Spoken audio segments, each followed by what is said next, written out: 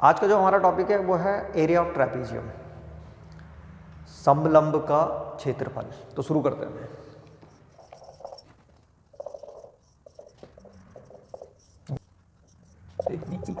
यहाँ पे एक समलंब का डायग्राम बना रखा है, यानी कि ट्रेपीजियम का।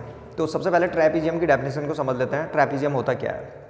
तो in a quadrilateral if one pair of opposite side is parallel then it is a trapezium. किसी भी चतुर्भुज में अगर कोई सा भी एक पेयर यानी कि जोड़ा, भुजाओं का एक जोड़ा अगर समानांतर है तो उसको जो है समलंब बोलते हैं। तो यहाँ पे हम देखते हैं कि ए बी जो है वो डी सी के पैरेलल है। One pair of opposite side is parallel, only one pair. और ये नॉन पैरेलल साइड होती है और ये पैरेलल साइड होती है। इसका मतलब ये हुआ कि ट्रेपीजियम में एक पेयर पैरेलल साइड का होता है और एक पेयर नॉन पैरेलल साइड का होता है। तो यहाँ पे ए बी पैरेलल है डी सी के, और जो नॉन पैरेलल साइड है वो है ए डी और बी सी। तो अब इसका एरिया का फॉर्मूला क्या होता है? Area is equal to half sum of parallel side, sum of parallel side, और इनटू इन दो पैरेलल साइडों के बीच का डिस्टेंस कितना है। इसको डी से दिखा देते हैं। ये मान लीजिए कि इन दो, ये जो डिस्टेंस होता है पैरेलल साइडों का वो यहाँ पे मल्टीप्लाई में आता है। तो area is equal to half sum of parallel side multiplied by distance between parallel side, distance between parallel side. तो इसके लिए हो जाएगा half multiplied by sum of parallel side, कितना हो जाएगा A B plus D C, और multiplied by जो हाई, इन दोनों के बीच का जो डिस्टेंस है वो डी है, तो मल्टीप्लाइड बाय डी।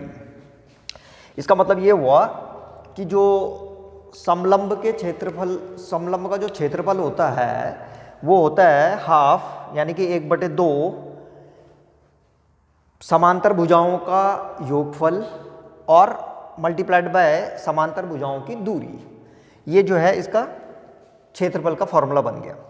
मान लीजिए एग्जाम्पल के तौर पे सपोज करो कि ये ए बी जो है 10 सेंटीमीटर दे रखी थी, ये वाली साइड 10 सेंटीमीटर, और ये जो दूसरी वाली साइड है मान लीजिए ये 6 सेंटीमीटर है, और इन पैरेलल साइडों के बीच का जो डिस्टेंस है मान लीजिए वो 4 सेंटीमीटर है।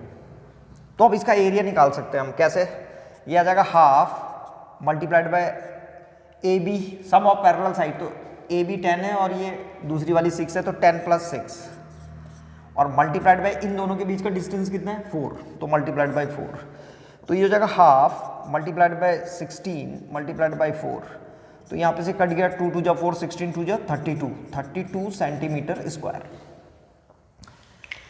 तो इस तरह से इसका जो एरिया आया है वो आया है 32 सेंटीमीटर स्क्वायर। इस तरीके से जो है हम ट्रेपीजियम का एरिया निकाल सकते हैं।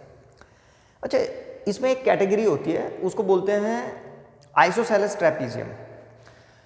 आइसोसेलेस ट्रेपीजियम में क्या होता है कि ये जो नॉन पैरेलल साइडें होती हैं ये इक्वल होती है।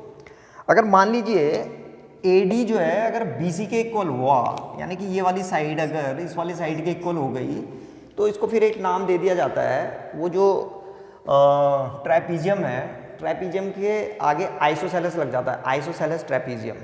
तो आइसोसेलेस ट्रेपीजियम उस ट्रेपीजियम को बोलते हैं जिसमें जो नॉन पैरेलल साइड्स होती हैं वो इक्वल होती हैं। तो बस इसको ध्यान रखना है। इसका जो एरिया का फॉर्मूला होता है वो सेम ही होता है, यही वाला लगता है, ठीक है। तो ये एक कैटेगरी थी इसमें। तो ये था area of trapezium.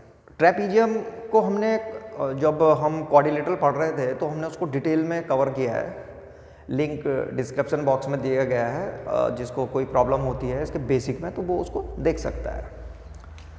Thank you for watching.